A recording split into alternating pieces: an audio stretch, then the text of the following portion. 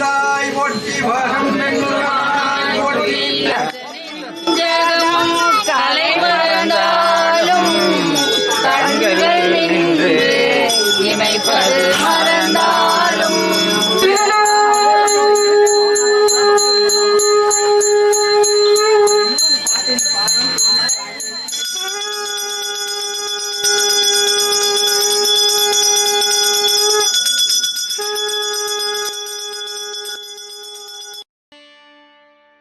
பொள்ளாச்சி வட்டம் நகமத்துக்கு அருகே உள்ள குறும்பபாளையம் என்கின்ற கிராமத்தில் கொங்கு சோழர்களால் கட்டப்பட்ட அமனீஸ்வரர் கோயில் தான் இப்போது நாம் தரிசனத்துக்கு வந்திருக்கிறோம். இந்த கோயிலின் முன்னால் அழகிய சிற்றோடை ஒன்று ஓடுகிறது. அந்த சிற்றோரையின் பாறையின் கீழே பார்ப்போமானால் சிவனுடைய சூளக்குறியான இடம்பெறுகிறது. இந்த கோயிலுக்கு கொங்கு சோழர்களால் நிபந்தங்கள் கொடுத்ததும் நிலங்கள் கொடுத்ததும் எல்லைக்கல்லாக வகுத்து இந்த குறியீட்டை இந்த பாறையின் மீது அமைத்துள்ளார்கள் நம்முடைய மன்னர்கள். இந்த கோயில் சுந்தரபாண்டியன், வீரபாண்டியன் ஆகிய பாண்டிய காலத்துக்கு முன்பாகவே 10ஆம் நூற்றாண்டு 11ஆம் நூற்றாண்டில் இந்த பகுதி ஆட்சி செய்த கொங்கு சோழர்களால் மிக அற்புதமாக வடிவமைக்கப்பட்டு பாராட்டப்பட்ட கோயில் இது. கிட்டத்தட்ட 1100 ஆண்டுகள் பழமையான கோயில். இந்த கோயிலில் 5 சோழர் காலத்து கல்வெட்டுக்கள் இருந்ததாக இங்கே வரலாற்றை பதிவு செய்துள்ள ஆய்வாளர்கள் குறிப்பிடுகின்றார்கள். இந்த கோயில் மேற்கு பார்த்த கோயில் என்பது சிறப்பு. ஒவ்வொரு பகுதியிலேயும் மேற்கு பார்த்த கோயில்கள் அமைவது பரிகாரத்தின் அடையாளமாக அமையும்.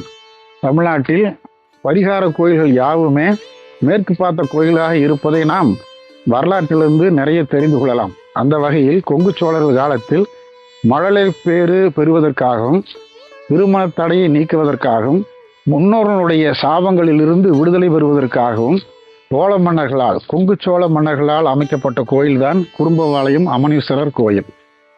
இங்கே உள்ள இந்த கோயிலினுடைய சிறப்பே சற்று வித்தியாசமாக இருப்பதை பார்க்கலாம். முன் மண்டபங்கள் எவ்வாறு இருந்தன என்று நமக்கு தெரியவில்லை. ஆனால் இப்போதைய நிலையிலே முன்பகுதி இவ்வாறு அமைகின்றது. இந்த கோயிலினுடைய தலமரத்தை தான் இப்போது நாம் பார்த்து கொண்டிருக்கிறோம். கிட்டத்தட்ட 800 ஆண்டுகள் பழமையான இந்த மரம் போரை விழுந்து விதைவுற்ற நிலையில், கோயிலும் விதைவுற்ற நிலையிலேயே தன் உயிரை காத்து கொண்டு வருவர்களுக்கெல்லாம் வாரி வழங்குகின்ற வள்ளலாக விளங்குகின்றது இந்த காயப்பட்ட மரம். இந்த மரத்தின் பக்கத்திலேயே வன்னி மரம் இடம்பெறுகிறது. இந்த வன்னி மரத்தின் அடியிலேயே கிட்டத்தட்ட 600 ஆண்டுகள் பழமையான கால பைரவர் இடம்பெறுகிறார். எதிரே சுற்று பாதையிலே பார்ப்போமானால் அகத்தியருக்கென்று தனி சன்னதி இந்த கொங்கு பகுதியில் இல்லாத ஒரு சிறப்பான ஒரு சிறு சன்னதி இங்கே இடம்பெறுகிறது. அகத்தியர் பச்சை நிற மாவுக்கல்லாலான சிற்பமாக மிக அற்புதமாக அமர்ந்திருக்கின்றார். மோன நிலையில் உள்ளார். ஒரு கரத்தில் ஏட்டுச்சுவடியையும் மற்றொரு கரத்தில் 108 அக்கமாலையும் தவம் செய்கின்ற நிலையில் அந்த அக்கமாலையை கொண்டு மந்திர ஜபம் செய்வராக மிக அமர்ந்த நிலையில் பிரமாதமாக வடிவமைக்கப்பட்டுள்ளார். கடாமுடியோடு மிக கம்பீரமாக அமர்ந்திருப்பதை பாருங்கள். கையில் ஏற்றுச்சவனையாவது மிக அற்புதமாக காட்டப்படுகிறது. இவருக்கான வழிபாட்டு முறையிலும் மிக எளிமையான முறையாக இருக்கின்றது. ஒரு இலையில் அவரவர் விருப்பப்படி இனிப்புகளை படைத்து தேங்காய் வளையம் உடைத்து அவரவர் கையாலேயே வழிபடுகின்ற முறையானது இந்த ஊர் மக்களால் கடைபிடிக்கப்படுகின்றது. இந்த கோயில் இருக்கின்ற குருக்கள் ஐயாவும் வேண்டிக் கொள்வோமானால் அவர்களும் இந்த வழிபாட்டினை முறையாக செய்து கொடுக்கிறார்கள். ஒவ்வொரு ஆயில்ய நட்சத்திர நாளிலும் இந்த அகத்தியனுடைய நாளாக கொண்டாடப்பட்டு அன்றைய நாளில் நிறைய பேர் திருமண தடையை நீக்குவதற்காகவும் மழலை பேருக்காகவும் வேலையின்மை ஆகிய பிரச்சனை தீர்த்து கொள்ளவும் ஏதேனும் நிலத்தகராறு போன்றவை இருக்குமானால் இந்த அகத்தியரிடம் தங்கள் ஜாதகங்களை வைத்து வழிபடுகின்ற மரபினை ஊர் மக்கள் கொண்டிருக்கிறார்கள். அவர் எதிரே கேது அம்சமாக சிறு ஒரு சிற்பமானது இடம்பெறுகிறது.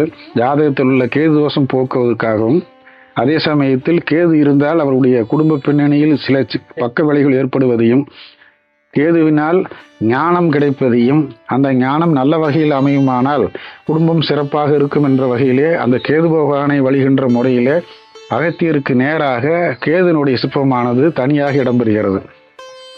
அடுத்த கோஷ்டமூர்த்தியாக சிறு சன்னதியில் சண்டிகேஸ்வரர் இடம்பெறுகின்றார். மூலவருடைய பக்கத்துக்கு அருகே இந்த சிறிய கோஷ்டமானது இடம்பெறுகிறது. திருச்சுற்றில் இடம்பெறுகிறது. கிட்டத்தட்ட 1.5 அடி உயரம் கொண்டவர் இவர். மோன நிலையில் அமைதியாக அமர்ந்திருப்பதை பாருங்கள். நம்ம சிவனுடைய சொத்தையும் எதையும் எடுத்து செல்லவில்லை என்பதற்கு அடையாளமாக கைதுக்கின்ற வழக்கம் உள்ளது. ஆனால் பேச்சு வழக்கில் மக்கள் கைதட்டி அவர் செகுட்டிச்சாமி என்கின்ற ஒரு நம்பிக்கையோடு அவ்வாறு கைதட்டுதல் தவறான மரபு. இந்த சிவன் கோயிலிருந்து நான் உன்னுடைய கருணையை தவிர வேறொன்றும் கொள்ளவில்லை, எடுத்து செல்லவில்லை என்பதை காட்டுவதற்காக தங்கள் கரங்களை இழுத்து அவரிடம் காட்டுவது வழக்கம். அவர் மௌனமாக இருக்கிறார், தியானத்தில் இருக்கின்றார், சிவனை வழிபட்டு கொண்டு நெஞ்சுருக நினைத்து கொண்டிருக்கிறார். அவரை கைதட்டி ஓசை எழுப்பி அவருடைய கவனத்தை சிதறடிக்க இருப்பது ஒரு வகையில் தவறான செயலாகும். அந்த வகையிலே சிவபெருமான அருகிலேயே இந்த சண்டிகேசர் இடம்பெறுகிறார். இந்த கோயிலில் ஒரு சிறப்பு, மற்றொரு சிறப்பு, எந்த சிறு சன்னதிகளுக்கும் விமானங்கள் இல்லை. ஏன் இந்த மூல கோயிலுக்கு விமானம் கிடையாது, மொட்டை கோபுர அமைப்பிலே தான் அந்த காலத்தில் அமைக்கப்பட்டிருந்தது. அந்த வகையிலே தட்சிணாமூர்த்திக்கு தனி கோஷ்டம் ஒன்று இடம்பெற்றுள்ளது. தெற்கு பக்கம் தென்முக கடவுள் என்று சொல்லக்கூடிய தட்சிணாமூர்த்தியினுடைய தனி கோஷ்டம் அமைகின்றது. கிட்டத்தட்ட 2.5 அடி உயரம் உள்ள இந்த தட்சிணாமூர்த்தி மிக அற்புதமான வடிவமைப்பை கொண்டவர். ஆசனத்தில் இருக்கின்ற நிலையை பாருங்கள். மிகுந்த கவனத்தோடு முனிவர்களுக்கு உபதேசம் செய்வராக இருக்கின்றார். ஆனால் சிற்பத்தின் அருகே முயலகன் பாதத்தில் இருக்கின்றார். தவிர ஜனகாதி முனிவர்கள் இந்த சிற்பத்தில் இடம்பெறவில்லை. கல்லால மரம் காட்டப்படவில்லை, ஜடாமுடிதான் அதிகமாக காட்டப்படுகின்றது. நாகமும் அந்த பக்கம் டமருமுகம் போன்ற ஒரு கவியும் ஏந்தியவராக காட்டப்படுகின்றார். சிவாம்சம் கொண்டவராக இருக்கின்றார். எனவே இவர் குருவினுடைய அம்சமாக கொள்ளவராக கொள்ளலாம். கழுத்து நிறைய மாலைகளை அணிந்திருக்கிறார், ருத்ராட்சம் அணிந்திருக்கிறார்.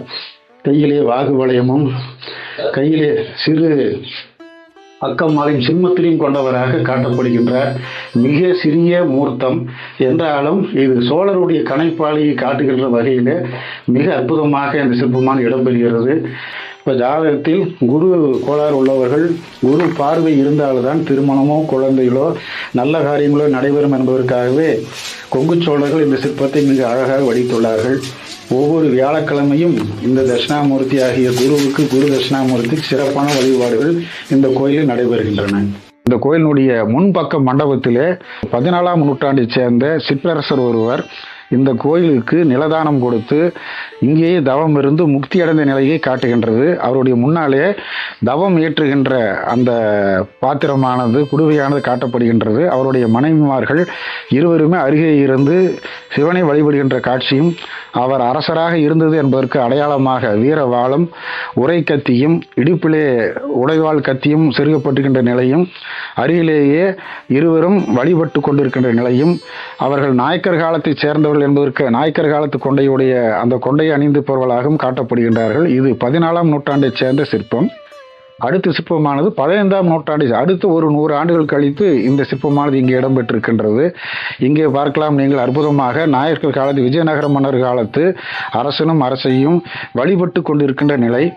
இவர்களும் இந்த கோயிலுக்கு வந்து தங்கள் உடைமைகளையும் தங்களுடைய வீரத்தையும் நிலைநாட்டி எதிரிகளிடமிருந்து இந்த கோயிலை காப்பாற்றி இந்த மக்களையும் காப்பாற்றி நினைவாக அவர்களுடைய நினைவு சின்னமாக இந்த சிற்பத்தை வழிபட்டு நடுகள் வழிபாட்டாக இந்த ஊர் மக்கள் கொண்டாடிய அடையாளம்தான் இந்த நடுகள் சிற்பம். அந்த வகையில் இந்த கோயிலும் கன்னிமூல கணபதிக்கு தனி சன்னதியான இடம்பெறுகிறது. அவருடைய சன்னதியின் நேர் பக்கவாட்டிலே ராகு கேதுகளாகிய சர்ப்பங்கள் இடம்பெறுகின்றன. ஒரு காலத்தில் இவர் கேது அம்சமாக கருதப்பட்டு கேது தோஷம் போக்குவதற்காக தினமும் ஆற்றங்கரையில் ஓடுகின்ற அந்த நீரை எடுத்து வந்து, ஆற்று நீரை எடுத்து வந்து வழிபாடு செய்து 9 முறை சுற்றி வழிபடுகின்ற ஒரு பண்டைக்கால மரபுப்படி ஆற்றங்கரை ஓரத்திலே கன்னிமூல கணபதி இந்த கோயில் இடம்பெறுகிறது. கிட்டத்தட்ட 450 500 ஆண்டுகள் பழமையான இந்த நந்தியின் முன்னால் சிறு பலிபீடம் ஒன்று காணப்படுகிறது. அவருக்கு ஒவ்வொரு பிரதோஷம் போதும் மிகச் சிறப்பான வழிபாடுகள் நடத்தப்படுகின்றன.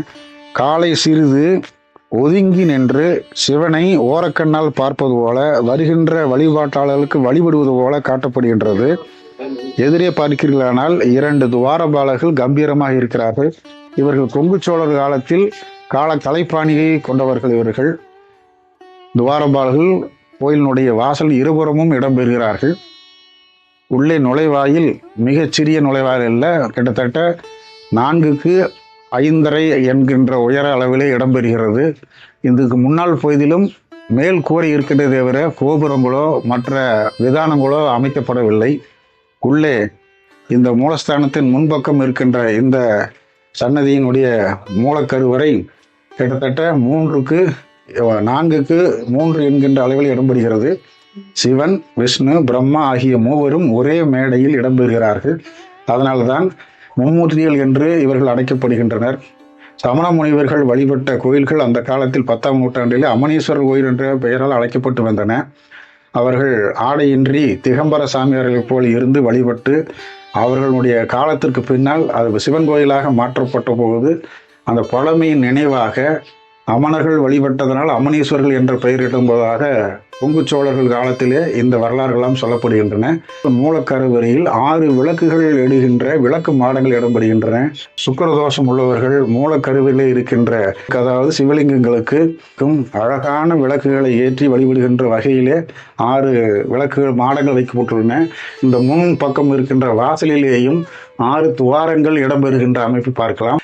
கருவறைக்குள் அந்த பீடத்தின் அடியே இப்போது வெள்ளை துணி மூடியிருக்கிறார்கள். அவற்றில் மிகப்பெரிய பொந்து ஒன்று இருந்தது.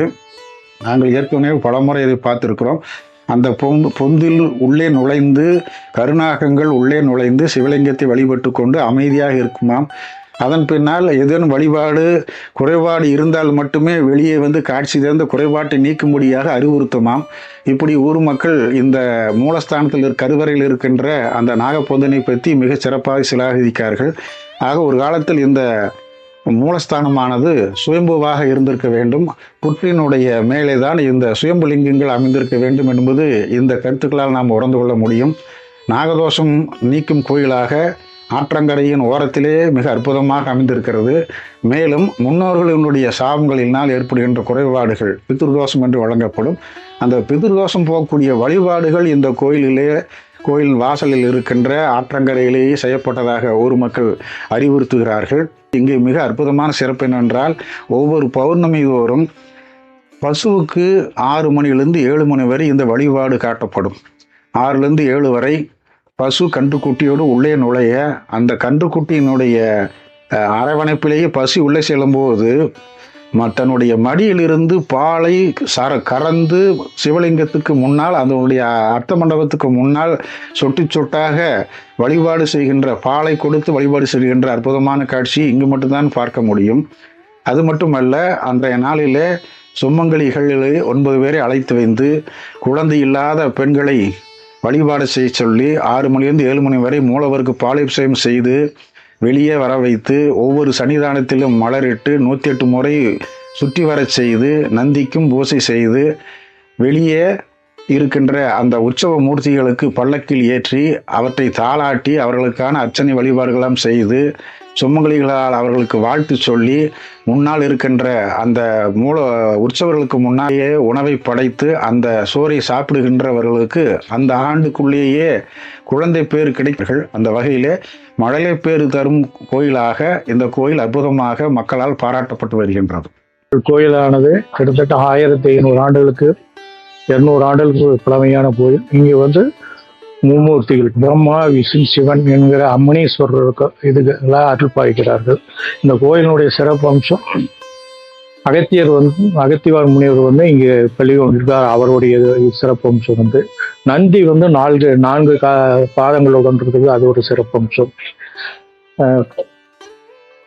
பைரவர் வாய்மொழியில் இருக்குது, அது ஒரு சிறப்பு அம்சம். இப்படி சில அம்சங்கள் சேர்ந்து மேற்கு பார்த்து மும்மூர்த்திகளாக இருப்பது, காற்றங்கரையில் இருக்கிறது, அது ஒரு சிறப்பு அம்சமாக இருக்கிறது. இது ஒரு பரிகார ஸ்தலமாக கருதப்படுகிறது. இங்கே திருமணம் ஆகாதவர்களுக்கு இங்கே 7 பௌர்ணமிகள் வந்தால்தான் திருமணம் நிச்சயிக்கப்படும். அதே மாதிரி புத்திரபாக்கியம் இல்லாதவங்களும் சில பூஜைகள் இருக்குது. அந்த பூஜைகள் மூலியமாக அவங்க விரதம் இருந்து வந்தால் அவங்களுக்கும் புத்திரபாக்கியம் கிடைக்கிறது. ரொம்ப விசேஷமான ஸ்தலமாக இருந்தது. நடராஜர் இங்கே நல்ல சிறப்பாக கிட்டத்தட்ட 4 அடி உயரத்தில் நடராஜர் சிலை உள்ளது. அது 6 வருடத்தில் 6 நாள் மட்டும் அவருடைய பூஜை சிறப்பாக நடைபெற்று வருகிறது. இங்க திருமணம் நடக்காதவங்களுக்கு, நீண்ட நாளாக திருமணம் நடக்காமல் தடைபட்டு கொண்டு இருக்கக்கூடியவர்களுக்கு இந்த ஆலயத்தில் 7 பௌர்ணமி மாலைகள் வாங்கிட்டு வந்து ஜாதக ஜெராக்ஸில் கொண்டு வந்து வைத்து பூஜைகள் செய்தால் அவங்களுக்கு திருமணம் நடந்து கொண்டுள்ளது, நடக்கவும் உள்ளது. இந்த இடத்துல குழந்தை பாக்கியம் இல்லாதவங்களுக்கும் அவங்களுக்கு குழந்தை பாக்கியமும் கிடைக்கும். பிரசனம் பார்க்கும்போது அந்த 3 லிங்கம் அமைஞ்சதுக்கு என்ன அர்த்தம்னு கேட்கும் பொழுது, அந்த 3 லிங்கத்துக்கு வந்து கங்கை அந்த இடத்துல கொப்பளித்து வந்ததுனால தான் அந்த இடத்துல 3 லிங்க பிரதிஷ்டானதாக பிரசன்னத்தில் சொல்லியிருக்கும். வாரந்தோறும் திங்கக்கிழமை பால் கொண்டு வருவாங்க. பால் விஷயங்கள் சிறப்பான முறையில் நடைபெறும். இந்த பூஜைகள் எல்லாமே மாலை 4 to 6 தான். பிரதோஷம், அமாவாசை, தேய்பிரை அஷ்டமி பூஜை 4 to 6, அகத்தியர் ஆயில்ய நட்சத்திரம், அது யாராவது அந்த நட்சத்திர பரிகாரங்களை வந்து செய்வோம்னு சொன்னாங்கன்னா அவங்களுக்கு செய்து கொடுப்போம். அகத்தியருக்கு செய்து கொடுப்போம். எல்லா சிறப்பும் இங்கே உண்டு. பஸ் ரூட் வந்து பொள்ளாச்சியிலேருந்து குறும்பபாளையம் வர்றதுக்கு 33:45. குறும்பபாளையம் பள்ளிக்கூடத்து ஸ்டாப்ல இறங்குனா மேற்கு ஒரு கிலோமீட்டர் வரணும்.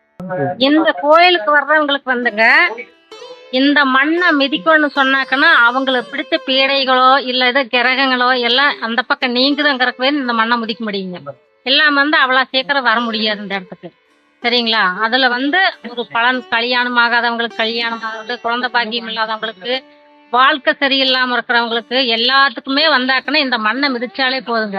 அதுக்குண்டான பாக்கியம் அவங்க வந்து உடனே வெல்லாம். கொஞ்ச நாள் ஆனாலும் எத்தனை நாள்னாலும் கிடையாதுங்க. அவங்களுக்கு இத்தனை நாள் அப்படின்னு சொன்னாக்கன்னா இத்தனை நாள் வெறியில கண்டிப்பா அவங்களுக்கு வந்து பலன் கிடைக்கும். இந்த கோயிலிலே முன்னொரு காலத்தில் மடப்பள்ளி எவ்வாறு இருந்தது நமக்கு தெரியவில்லை. ஆனால் 1958 31/1/1958 ஸ்ரீ அமனீஸ்வரர் சாமி கோயில் மடம் பொள்ளாச்சி செட்டியப்ப முதலியார் உபயம் என்கின்ற ஒரு கல்வெட்டானது காணப்படுகிறது. இந்த கோயிலுக்கு வருகின்ற வழியிலேயே மயானம் ஒன்று காணப்படுகிறது. எங்கே மயானத்துக்கு அருகே ஆற்றங்கரையும் ஆற்றங்கரையோரம் சிவன் கோயிலும் அமையும். ஆனால் அது மிகச்சிறந்த பரிகார கோயிலாக மக்களால் பாராட்டப்படுகிறது. அந்த வகையிலே இங்கே ஒரு சிற்றாறு, அதனுடைய பெயர் சரியாக எங்களுக்கு உணரப்படவில்லை, பாலாறு என்று மக்கள் கூறுகிறார்கள். இந்த பாலாற்றங்கரையிலே மயானமும் மயானத்தை ஒட்டி 1/2 கிலோமீட்டர் தொலைவில் சிவன் கோயிலும் மிகுந்த அமைதியான சூழலில் பிரம்மாண்டமாக காட்சியளிக்கிறது. வன்னி மரமும் மற்ற தலமரங்களும் இங்கே நிறைய இடம்பெறுகின்றன. ஆக அனைத்து வசதியும் கொண்ட இந்த கோயிலுக்கு நீங்கள் வாருங்கள், இறைவனுடைய கருணையை வாரி செல்லுங்கள், வாருங்கள் வாருங்கள் என்று அழைக்கின்றோம். நன்றி.